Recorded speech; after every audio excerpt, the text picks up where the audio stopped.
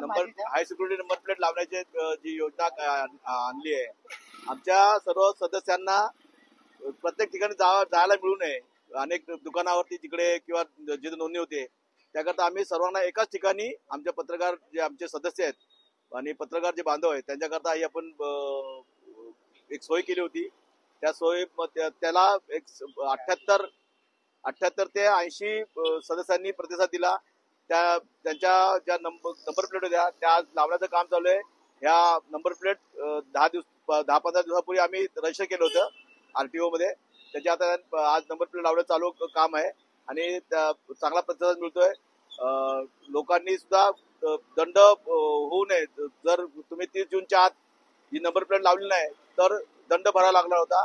त्या तो दंड आमच्या सदस्यांना होऊ नये या एका उद्देशाने आम्ही एकाच ठिकाणी नंबर प्लेट लावण्याची व्यवस्था केली होती.